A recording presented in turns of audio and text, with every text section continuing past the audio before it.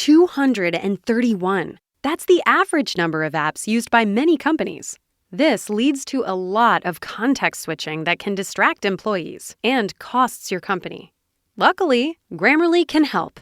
Grammarly's AI works in over 500,000 apps and websites, making it easy for your team to crank out clear, on-brand emails, documents, messages, and more.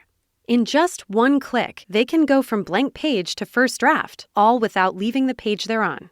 Grammarly has 15 years of experience building effective, secure AI that can be implemented in days with minimal IT overhead.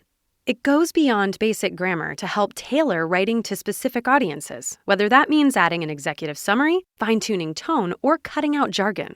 Join 70,000 teams who save an average of $5,000 per employee per year using Grammarly. Go to grammarly.com/enterprise to learn more. Grammarly, enterprise-ready AI.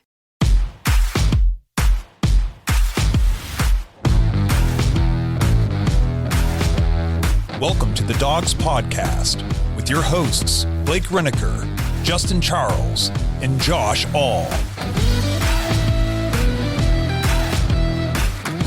What's up, Browns fans? Welcome back to another episode of the Dogs Podcast. Coming to you virtually with another Dog Pack Discord preview episode, previewing the upcoming matchup with the Pittsburgh Steelers. We want to say hello to some possibly new listeners. Maybe you are checking this out on the Big Play app. This is our first episode that is going to premiere on the Big Play app. We're super excited to be joining these guys and thankful that they're going to put our content out on their app. This is a little bit different setup than what we normally have. So if this is the first time you're checking us out and you're wondering, why are they just doing this from Discord? Why would Big Play let them do this? This isn't our normal episode. You know, we do some studio stuff. We look pretty professional most of the time, but it's kind of the gist of this. These preview episodes, we stream straight from our Discord. We let our Dog Pack members come in, get their thoughts on the upcoming opponent, ask us questions, talk to us about the Browns in general. So this is a good chance for us as a podcast to really let some of like our closest fans, the Dog Pack, really get their thoughts and get their fingerprints on the show. If it's something you're interested in, you just head to jointhedogs.com to become an official Dog Pack member, and you can be a part of these episodes going forward. We'd love to have you. Everybody here is super cool guy or gal. We got some girls. You know, we're all inclusive on the Dogs Podcast. If you're watching on YouTube, please like and subscribe. Make sure you tap the notification bell so you don't miss any of the new content that we're putting out. If you prefer to just listen to the episode, you can find us on Apple, Spotify, or Google. If you want to get just thoughts and intros on the show, you don't want to, come in and talk live with us, you can just head to thedogspodcast.com, tap leave voicemail on the drop-down menu. We'll play your voicemails on our reaction episodes. Those are usually live on YouTube, and those are always a good time. So again, that's thedogspodcast.com. Just tap leave voicemail on the drop-down menu. I went all out of order. If anybody who's watched a lot of episodes, they're like, man, he's really shaking it up on today. This isn't his normal order for the opening. So if I forgot anything, I apologize to everybody, but that's going to be the opening today. So hopefully everybody had a good Thanksgiving. I didn't get to do the last episode, had some stuff going on at home, but hopefully you guys all had a good holiday, gearing up for Christmas. But I'm excited to come back and talk Browns football, despite the fact that we only have 3 wins. We just played an entertaining game, and if the Browns are going to lose a bunch of football games, at least they're going to be entertaining. Obviously, we got the big win over the Steelers Thursday night. The last time we played them, we're coming off a big win, one of their better offensive performances, and it seems like forever again last week. So I think this will be another hotly contested matchup. We struggle on the road in Pittsburgh, so this will be a test to see what Browns team is going to show up. What do you guys think? What are you looking for out of the Browns this week? As far as what to expect, I really have a lot of expectations, but I'm having fun doing this right now. You know what I mean? We went from pretty much despair, I don't think I can watch this football team anymore, to even when we lose games in really dysfunctional ways like we did on Monday night, I had a great time watching that game. And now for the most part, as long as Jameis is in there and he's kind of just tossing that thing around, I'm enjoying this. The team looks bought back in. They look like they're having fun. And for a team that's 3-9, it doesn't look like they're a 3-9 team on the sideline. They look like they're having a good time. They look like they're bought in. Obviously, you know, we're on the Jameis Winston experience right now. Like, we don't know what we're going to get week to week. Are we going to get the guy that, you know, looked pretty terrible against the Chargers? Or are we going to have the guy that, you know, is just out there throwing it all over the place? Even though that was a rough performance for him on Monday night, he threw 3 interceptions. It's a great defense. I don't think This call that a rough performance where he threw 500 yards? Well, I know, 497 and 3 interceptions. That's what I'm saying. Like, it's a crazy historic, like stat line when you look at it. But isn't it not like a very much Jameis Winston number? 4 tutties, 3 interceptions, whole crap ton of yards. But there's some points in there. Like, there's throws that you're like, man, I wish we had that one back. There's always going to be those with him. But I'm having fun, and I expect them to play him tough in Pittsburgh. Are we going to go in there and, punch him in the mouth and blow him out? I don't think so. But if we can sit in there and have some good drives and the defense can get a couple stops and maybe even a couple turnovers, who knows? Maybe we can shake this thing up and we, knock them off again. Yeah, I think whenever you've got a quarterback that's capable of putting up 500 or, 400 plus yards, he did that against the Broncos. We talked about it last week. They were like a top 3 defense. If you can go out there and just shred them on the road, I mean, I don't really, there's no defense that we go up against that I'm like, oh boy, I don't know about this one. I feel like he's just going to go out there and be himself. I know, you talked about you don't know which Jameis we're going to get, but I'd argue the Chargers game was his only bad game. I mean, we haven't won, but he had a great game against the Saints. We just couldn't stop Taysom Hill on defense. They destroyed us. He had a great game in Denver. Just a couple pick sixes. Our defense wasn't very good. I mean, we gave up 400 yards to a rookie quarterback leading an offense out there. Like, our defense has been pitiful on the road. And that's basically my main concern going in is what's the defense going to be like? Kenny.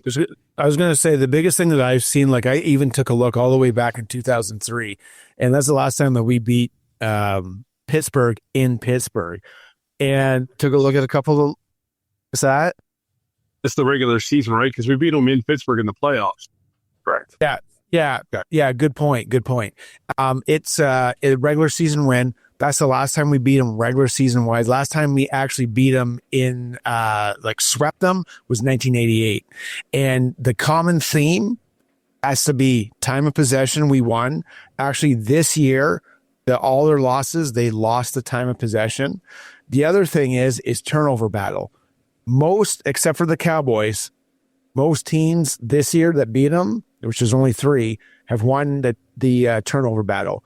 The other thing is when we beat them last time, they had 2 interceptions and a fumble. We had 1 interception. So we won that turnover battle. And I didn't look all the way back to 88. I didn't have that time. But those are the 2 things that we have to do.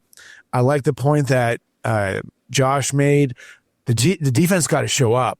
Like, I was excited last time. Jameis was throwing around. I was like, yeah, we matched their intensity.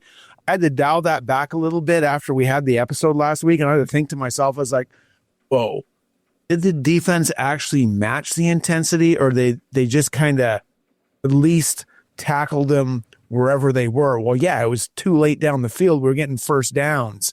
They were getting first downs, or they were going to the house. So it didn't match that intensity. The other thing is there's a bit of a blueprint that they put there. They basically took the pocket. They moved Bo Nix over away from Myles Garrett. So somebody on the other side of Myles Garrett has got to show up and show out. And that's got to be Oko, man, because he's the veteran. Make your money, Oko, and show up, buddy. So for me, this game it's a hard game to predict, because if you look at the last game where we beat them on Thursday night, they beat us in every facet of the game. If you guys remember correctly, I deleted a lot of the screenshots I took after we did that last episode. So I don't, but it was like they lost the turnover battle to us last time. We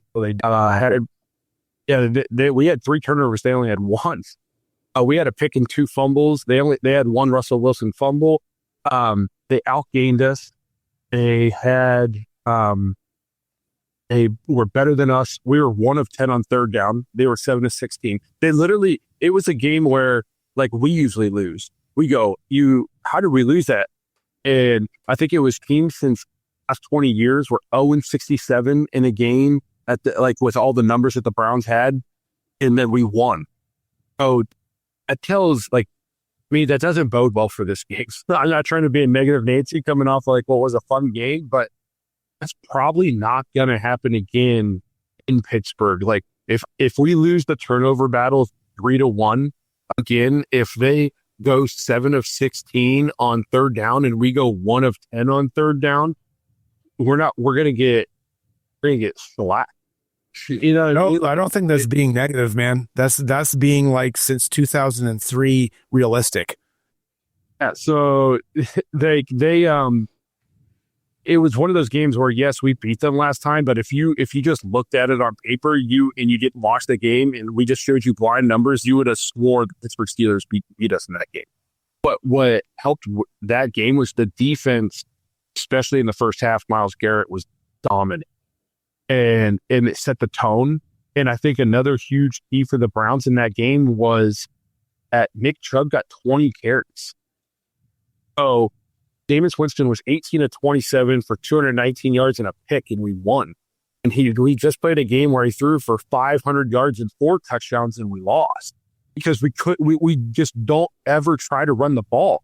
We didn't run the ball great against the Pittsburgh in this first game. They've had 20 carries for 59 yards, 3 yards a carry. From Ford had 4 carries for 19 yards, and Jameis Winston had 3 carries for 7. We averaged 3.1 yards per carry, but we were committed to it. Okay, and we went 4-4 on fourth down, which helped us be able to sustain some drives.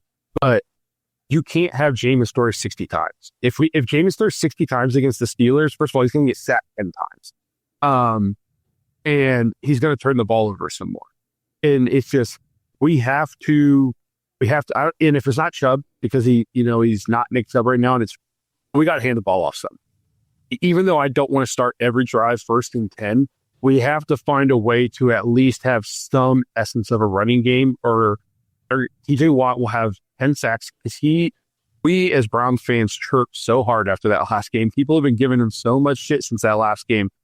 He's going to come out like a man possessed. Okay, playing at home, he's going to have a chip on his shoulder. He's going to have a point to prove. If we drop back 60 times, he's going to feast. Have to run the ball even if it's only for 3 yards a carry. We have to. This is going to be a grind it out game. We're not going to win this game. We're not scoring 45 points. This is going to be a grind it out, all control possession. Don't turn the ball over. Don't let TJ Watt have 4 straight sacks.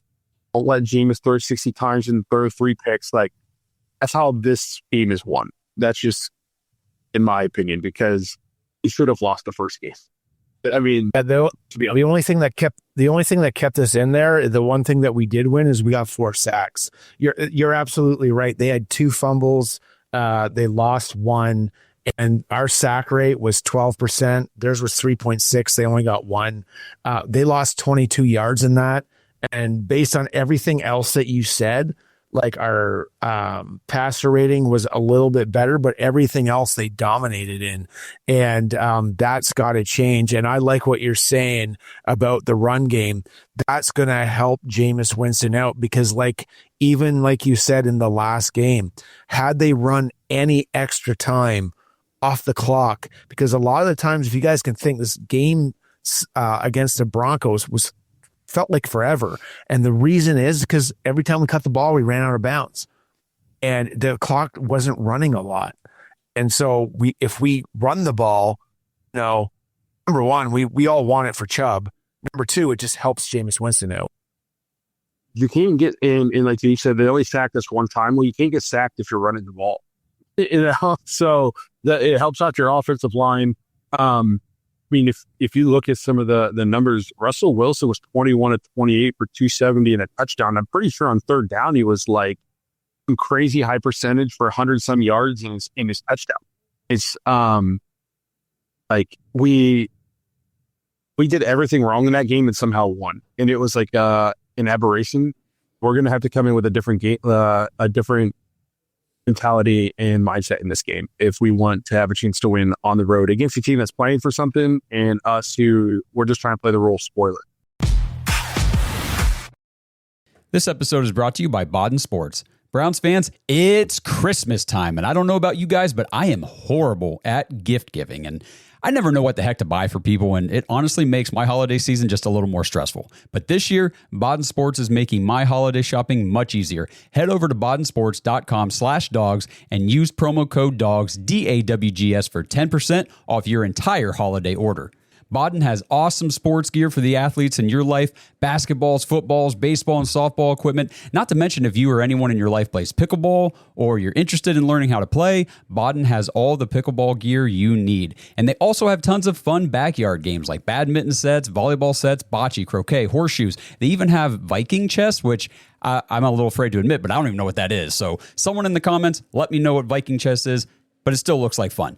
And don't forget the Custom Dogs Podcast Perfection Team Issue Leather Football with our logos on it. You can find those at thedogspodcast.com/football. But for all the other awesome Baden Sports gear, get over to badensports.com/dogs. That's BADEN sports.com/dogs to get 10% off your entire Christmas order. Take advantage of this deal and be the champion of your holiday shopping with Baden Sports.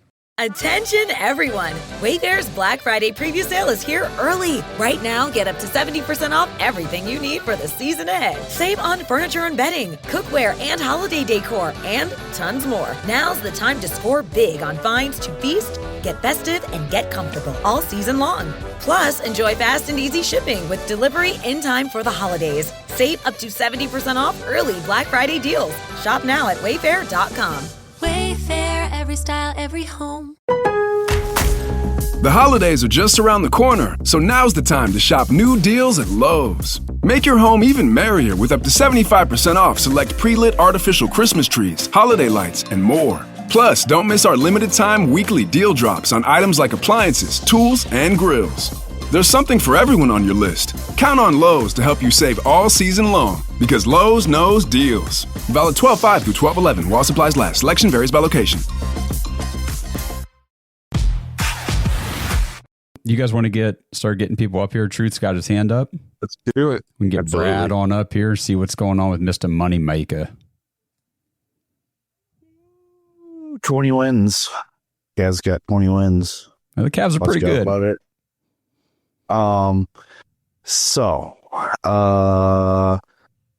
Steelers game. I don't know. I like when we played them, on Thursday night. To me, we were pretty evenly matched. I don't know. I mean, obviously the weather played a little bit of a role, but they both were passing the ball, so Jameis does throw those interceptions, but Russell Wilson also definitely likes to underthrow guys and throw interceptions as well. And the one thing that I've been seeing is even though he's had 45 concussions, Denzel Ward's been playing with his hair on fire. And a lot of guys are regretting throwing his way recently. So I'm expecting our defense to hopefully step up a little bit more. I don't even know what the weather report is for Sunday in Pittsburgh. I pulled it up. So What? Browns at Steelers, it's forecast is clear, 45 degrees. No chance of precipitation. It's going to be a sunny day. It's actually going to be a pretty nice football day, I think. Oh, there we go. Well, that's a good opportunity for Jameis to air that ball out a little more. Now, Pittsburgh defense is definitely stingy, especially at home.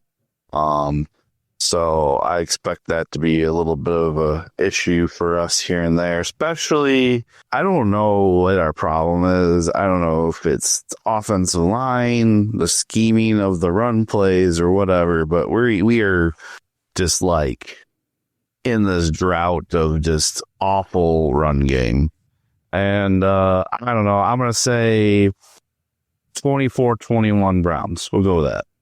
All right. So you got the Browns. Let's go. Breaking that trend of losing over there in Pittsburgh. I did want to mention real quick, he brought up something about injuries and stuff, and I was looking at the injury reports. Alex Highsmith did have a full practice today, so it sounds like, or it's looking like, Watt's going to have his running mate on the other side. From what I saw, the whole injury report, everybody's healthy for them. Yeah, so that doesn't bode well. He says, do you think we're going to limit Pickens? He's been going off recently. Josh, you said he'll probably have one or two big plays. I definitely think he'll have one or two big plays. Maybe this is odd, but a guy I'm worried about in this game is Jaylen Warren, because he doesn't, I feel like, I don't know, I don't watch enough Pittsburgh games, but he doesn't do anything against anybody. But against the Browns, he kills us. We seem to always do a pretty good job against Najee, and then this guy comes in and we can't tackle him. He had 11 carries for 45 yards last time. Najee had 16 for 41. We bottled up Najee all game, but every time Jaylen Warren touched the ball, it's like we couldn't give him ground. He also had 3 catches for 19 yards. And then Justin Fields, I don't know if you guys remember, they brought him in for one drive and they went right down the field and scored. So they got a couple wrinkles. They're going to go back to that. And they brought Justin Fields in. They went down the field and scored. It's not even like Russell Wilson was having a bad game. And I thought, holy crap, if they leave Justin Fields in, we might not win this game, because we cannot stop a mobile quarterback. And you saw it against Denver. I mean, we didn't even get close to Bo Nix. So those are the things that concern me in terms of who we need to limit. Obviously, Pickens is like their big play guy, but some under the radar, Jaylen Warren always kills us. He always kills us. McLaughlin killed us too. I totally get your Warren pick. Like that you're totally, we saw it on Monday night and we'll probably see it again. And the other receiver that worries me is Calvin Austin, because he's that smaller, shifty speedster that we saw it in the first game. He had 3 for 78 against us, along of 46. He led them in receiving. He had the longest pass. He's the type of guy that can get back behind our secondary, and we have a miscommunication or a breakdown in the secondary, and boom, Calvin Austin's just streaking down the field wide open, and probably going to be a touchdown. I don't think he's practicing though, correct? He came back today, full. Calvin Austin for concussion. Yeah, he was a full participant today. I feel like our secondary does pretty decent against like the big body receivers. We shut down Mike Evans last year. We played Jamar Chase like pretty decent in his career. He's had, the one last time we played him, he had a good game against us. But this past game, Pickens had 4 for 48, but 31 of that was on one play. So he had, 3 catches for 17 yards the rest of the game. But like you said, Calvin Austin's the one who torched us. He averaged 26 yards a catch and had a touchdown. He had 3 for 78, and then Freiermuth had a good game, 4 for 59. So the defense, I didn't get to give my thoughts on the Broncos game, but to me, I was kind of driving home the point that the defense was playing well enough for us to win games early this year, but the offense was just not playing well. The defense is middle of the road at best right now. It's we don't cover as well as we should. We don't get pressure, and unless Myles gets a sack, that's about it. We never get pressure, and this defense, we're saying Martin Emerson has regressed, and obviously he probably has. But I also need to look further. Has he gotten way worse, or are we making it look worse because we don't ever get pressure on the quarterback anymore? Last year we only asked him to cover for a second or two tops, and this year he's got these guys all day. We're playing press man, 60% of the time. Guys are going to get open if you don't get any pressure on the quarterback. And all these quarterbacks that anymore can move around a little bit. So even if we do get through their initial protection, all they do is just move a little bit, and we don't do anything about it. And now you got guys who are press man coverage in the scramble drill. Well, that's even harder to cover them. So I don't know that I would have to go and watch all the tape and see how long we're asking everything to cover as opposed to are we getting pressure enough. But it feels to me like some of our secondary woes are because the defensive line is not getting home at nearly the rate that we expected them to, and that they did last year, at least in our home games.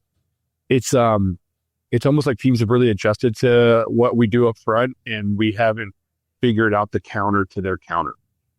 You know what I think? I think Blake transported back to 2022 because this is the exact same conversation that we had. Our D-line couldn't do anything. They ran the ball up the middle too much, and Myles Garrett was the only one that could do anything. And our secondary couldn't communicate and got torched on big plays. And our offense with Jacoby Brissett, who was pretty good, was running the offense okay, except the one difference between now and 2022 is we could run the ball. I'll say this. The defense, they're supposed to be the elite unit. They talk like they're the elite unit. They play with the swag like they're the elite unit of this team. Jameis Winston, as much as he's playing better than what our starter was, the fact of the matter is he is a backup quarterback. He has been for some years now. He is a backup quarterback in this league. You don't ask your backup quarterback to play perfect. You know what I mean? You ask what is your elite unit is supposed to carry you now, and the backup is just supposed to not lose you football games. And people will point to the last game, the Denver game, and say that Jameis lost it because he threw 3 picks and 2 of them were pick sixes. But my pushback on that is with 4 minutes to go, we had a lead, and he had only thrown 1 interception. And if the defense steps up and they be the elite unit that they are supposed to be, Jameis isn't throwing 2 more picks because we're not throwing the ball. We're running the clock out, in a 3-minute offense. So the defense, to me, if we want to play spoiler going down the stretch and we want to win this game and we want to win some of these other games and spoil some of the team seasons, they're the unit that has to step up. The offense, we can't ask Jameis Winston to go out there and win us football games. He's not a franchise quarterback. He's not. He's a bridge quarterback at best, and he has been, since his last year starting in Tampa Bay. And I like the guy, and he can go out and sling it around and get you some yards and stuff. But there's a reason he's been a backup, for 8 years now or however long. And to ask during first 60 passes, that's just unrealistic. The defense is supposed to be the elite unit. They have to step up. That, to me, I put most of that last loss on the defense. And if we don't spoil these games going forward, it's going to be because of the defense. Yeah, dude, I totally agree with you because, Winston's up on the podium today saying those turnovers aren't me. Yeah, they are, bro. You've been in the league for 10 years. It's like me pounding right now being Denny Green going, Winston is who we thought he is. The defense isn't who we thought it is. They're the ones that need to be there. And I 100% agree with what you're saying.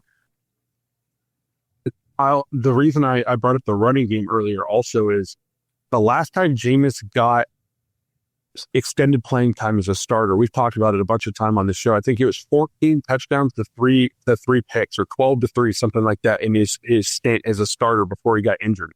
What do they have down in New Orleans? They have Alvin Kamara. They had a running game.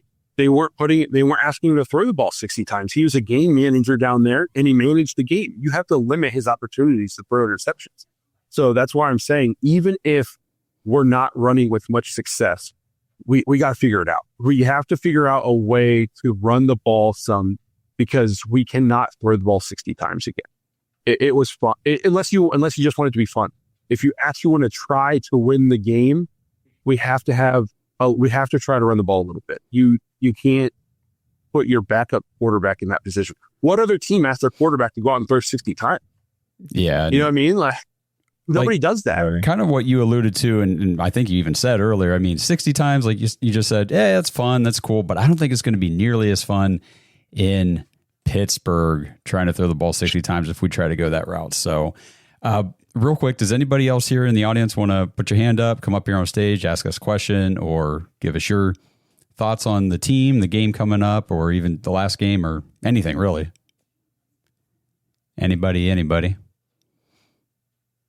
Well, okay. Well, Brad's coming on back up. So I think we got the Brad show tonight. I'm here and I'm square. You know what? I'm disappointed. I don't know where Andrew is, but I'm calling him out. I don't know where he's at, but it's probably sleeping somewhere, I'm sure. Anyways, so what player on this team, we'll say both sides of the ball, what players on both sides of the ball do you want to see come out and have a good game on Sunday? You mean besides all of them? I could take offense easy. For me, Nick Chubb. It's a revenge game. You're back in Pittsburgh. You know, I think it'd just be poetic justice for him to just absolutely go crazy. Is he healthy enough to? Is he back? I don't think he's even close to anywhere like true form Nick Chubb, or if he'll ever get to that point. You know, we're still waiting to see with that, but I would love for him to just come out and have like a $110 and 2 touchdowns. I know I feel is unrealistic saying that, you know what I mean? Just from what we've seen up until this point, that'd be somebody like I would love to see that. Defensively,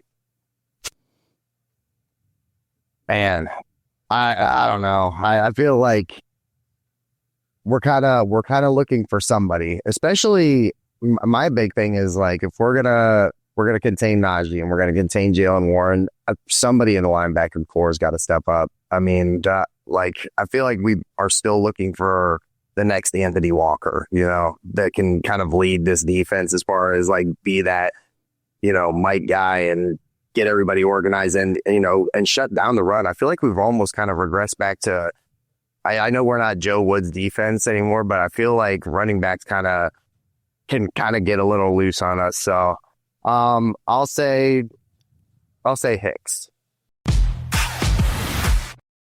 This episode is sponsored by Omaha Steaks. Nothing delivers comfort and joy quite like the unrivaled quality and taste of Omaha Steaks. It's guaranteed perfection in every single bite. And right now, you can save on unforgettable gifts with 50% off site-wide at omahasteaks.com. Plus, score an extra $30 off with promo code DAWGS, DAWGS.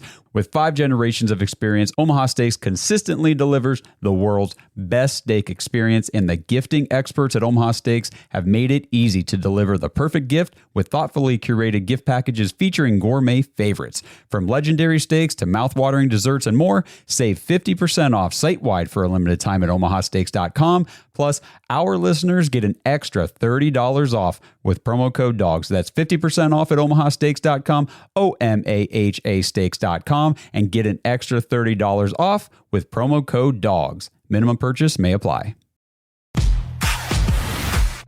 That does well against us. I don't, like you said, Jalen Warren or McLaughlin. We shut down Derrick Henry. We shut down Saquon Barkley. We shut down 2 of the 3 leading rushers in football this year. Those guys did nothing against us. It's like these receiving scat back type players that, and it's this defense. They're so aggressive. I don't know if they just get out of, you know, anybody plays football, it's heel depth and find the ball. I don't know if like we just get too far upfield, create lanes for these guys, and you know they're quicker.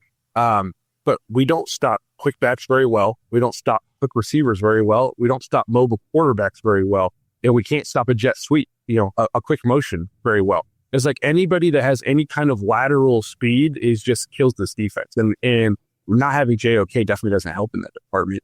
For me, if I'm looking at a defensive player that I'd like to have a really good game, I would like to see like last year's version of Martin Emerson in a game. Especially after I feel like he got torched by Courtland Sutton over and over and over again. And that's kind of been a theme. Like he's kind of gotten picked on. Denzel's playing so crazy that they're just throwing the other way, and he's being exposed time and time again. I'd like to see a vintage Martin Emerson game from last year, kind of get him back on track, play with some swag. And then if I'm looking at the offensive side of the ball, I want to see Jerry Jeudy keep having good games, because I don't know if you guys talked about it on the reaction episode.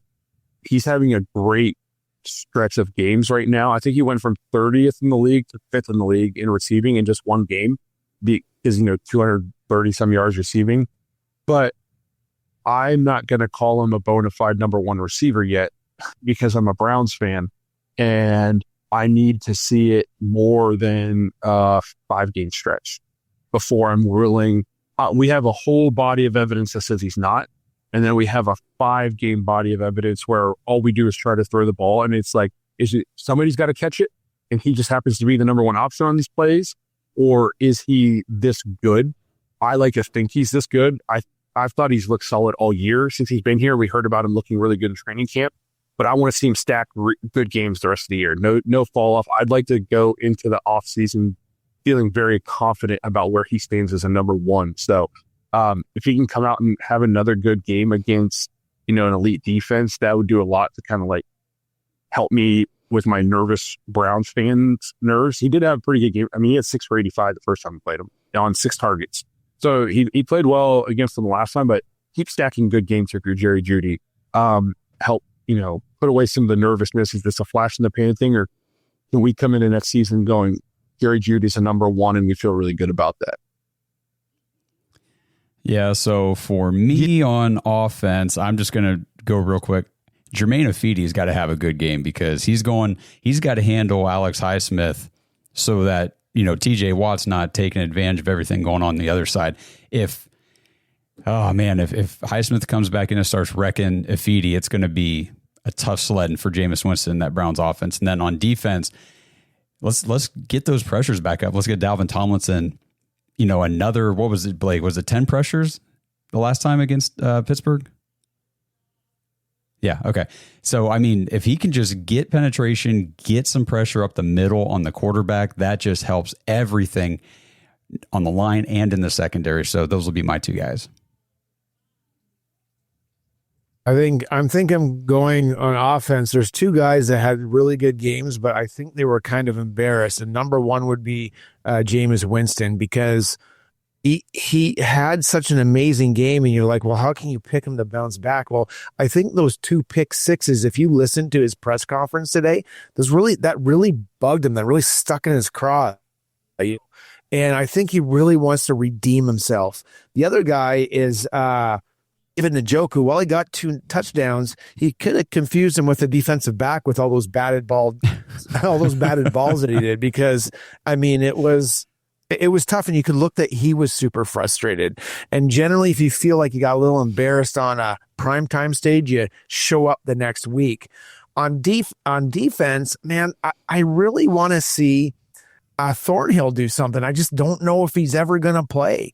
And he looked okay against the last time he played the Steelers, so maybe that'll come again. But I'm just going to throw it out there, like, yeah, I'd like to see him play, but I don't know. His calf injury is just never ending. If Juan Thornhill plays a good game, we'll give Canyon credit for speaking into existence, because that is not a guy who I'm counting having a super good game. But I think those were all pretty good answers, especially considering Brad just put us on the spot. That's what these shows are all about. But yeah. Do we want to do Michael Wood's been playing well too, right? This was his first game since tearing his Achilles, and I thought he played really well. Do we have any word on Cedric Tillman?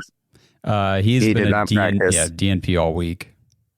Yep. So he's still going to be out. That kind of sucks. Yep. That must be a nasty concussion. But I guess if Elijah Moore can have another solid game, I feel like if Jerry Jeudy doesn't go for 235 or whatever it was, like, we'd be talking about how great of a game Elijah Moore played against Denver. Yeah. I think he had like 10 or 11 for 111.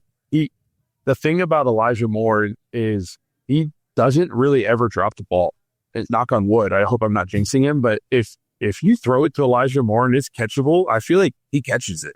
And maybe his yards after the catch isn't crazy. Like, he's not breaking a ton of tackles, but you need your number 2 / high-end number 3. He just got to be a dependable guy that you know is going to be where he needs to be, and he's going to catch the ball. And I feel like ever since Jameis became the starter, Elijah Moore's played really under the radar good football for the Browns. So I feel like that's been encouraging, because there was a time where we didn't know if Elijah Moore was even good. And I feel like for the first time in his career, he's at least playing with a quarterback who is competent in the passing game in terms of getting the ball out of his hands and getting it on time and on target. He played with Zach Wilson, and he played with a really bad Deshaun Watson. The guy hasn't really had a fair shake in his career yet in terms of playing with a good quarterback. And so for the first time in his career where he's played with a guy who can sling it around a little bit, he's playing good football. He is. I think all the pass catchers are. All of them. Look at Tillman. I know Tillman was like an opportunity because of the Cooper trade. But Tillman, until the concussion, Tillman looked like maybe he was what Jerry Jeudy has stepped into. You know what I mean? We thought maybe Tillman was that guy. And, and Elijah Moore is just the same thing with Winston. It's just he's elevated all the pass catchers. Yeah, I remember talking about Elijah Moore when we traded for him, and we were looking at some of the deeper numbers and things, and he had like I don't remember the number exactly, but he had a true catch rate in New York of like 93% or something or whatever. And it was like, wow, so this guy, if you're throwing him catchable balls, he's catching them. Like you just said, Blake, it's just with Zach Wilson, with Deshaun Watson, you're not getting many catchable passes. So it is really refreshing to see him have this resurgence. Watch the like you said, all the pass catchers the last 5 games obviously have looked significantly better. I went from thinking this might be the worst wide receiving core in football to I feel like we have a pretty solid wide receiver core, especially if some of these guys continue to play well. And if we add, an X factor kind of guy to this wide receiver core, they could be very proficient. So it's amazing what just getting the ball out of your hands on time and on target can do. You know what I mean? Like, it's not like Jameis is out here doing amazing things. He's just knowing where to go with the ball and throwing it on time, and he's throwing it where they can catch it. Deshaun's like the uncatchable ball rate was insane. You know, like how? So just knowing where to go with the ball and just getting it there on time in a catch radius that's possible. They're not diving at it or trying to pick it up off the ground. It's in their chest. It's making all of our guys look like NFL wide receivers again. And that feels good because I'd much rather, if we're going to lose, which that's what we do this year, the people who are like, you guys are losers, you're just happy watching fun games. No, we're realists. We understand that's how far the barometer has dropped this year. I know we're not going to where we want to be going. I just still want to, at least if I'm going to watch and talk about this team, at least make it enjoyable. So if we're going to lose games, at least not watching us struggle to get 180 yards of offense, it makes it easier to watch. Yeah. And let me say this too. I've been telling people this a lot this week. I'm so grateful that we got this opportunity with Jameis Winston for the back half of the season, because before that, we were talking about, is this going to be a full rebuild situation in the offseason? Do we have to tear it down? Are we going to be firing coaches and, trading away players and all this and that? And now Jameis comes in, and it's just that competent quarterback play has revealed that we're not that far off. This is more like a down year. Things haven't gone our way. We had a rough first half where we just couldn't do anything on offense. We had the worst offense in the league. Make a quarterback change, all of a sudden we're explosive, we're fun to watch, and it's like, okay, maybe we don't have the massive gaping holes everywhere that we thought we did. We just needed those pieces to be given, ample opportunity to do what they can do. And like you said, Blake, getting the ball out on time, on target, quickly. I mean, it makes the line better because they're not pass blocking for 3+ seconds. It makes the receivers better because they can actually catch balls that are catchable. And it's just, it makes me feel a lot better about things moving forward. Well, do we want to call it? I think so. All right. Well, we appreciate you guys being here. Kenny Mack coming up and doing an episode with us. Kenny's just basically like the fourth dog now. He's a fourth horse. He's our Canadian dog. Yeah. But we appreciate you guys being here, hanging out with us, to all the Dog Pack members who were in here tonight. And that, Brad, thanks for coming up here and hanging out with us. All you other guys, at least thanks for watching live, making it look like we do have some Dog Pack members in this for our first episode on Big Play. I know maybe some people are watching the game tonight. Maybe the Cavs game was on. Typically, we have a decent amount of Dog Pack members in here jumping up on stage, talking and stuff like that. No. But to anybody, if this was your first time watching, either on YouTube or if you're checking us out for the first time in the Big Play app, we appreciate you guys. Please like and subscribe. It helps the show out. Again, if you're interested in getting thoughts on the show like this, just head to jointhedogs.com to become an official Dog Pack member. You play fantasy football with us. We have 5 fantasy football leagues in there. We give away a ton of merch. And we're in this Discord 24/7. So if this is something that interests you, again, that's jointhedogs.com. We appreciate you guys being here, spending some time with us, even in a down year. And we will see you sometime next week, hopefully talking about a win, or at least not a boring loss. And that's where we're at this year. But again, we appreciate you guys being here, and see you guys next week. Thanks for listening to another episode of the Dogs Podcast. Make sure you subscribe on YouTube and follow us on Twitter at The Dogs Podcast. Get your thoughts on the show at thedogspodcast.com.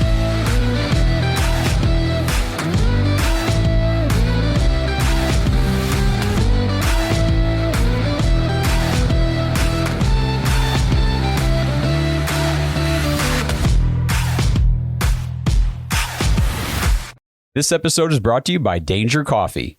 Browns fans, we talk about how Danger Coffee is made free from mold toxins that are in 45% of the world's coffee, but that's not all that Danger Coffee has to offer.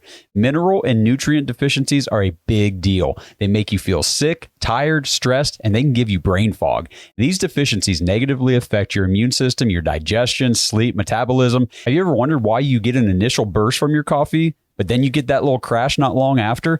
Danger Coffee's patent-pending process remineralizes your body with more than 50 trace minerals and electrolytes, leaving you more energized, engaged, powerful. These micronutrients enter the cells to boost performance. They bind to toxins to provide detoxification support.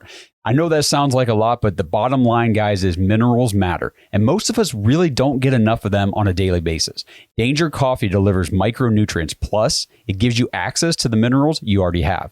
Head to dangercoffee.com, use our code DOGS, DAWGS, for 10% off your order, and that code can be used over and over, so you get 10% off every order you make using code DOGS. It's time to start every day off with a cup of coffee that gets you going and actually keeps you going.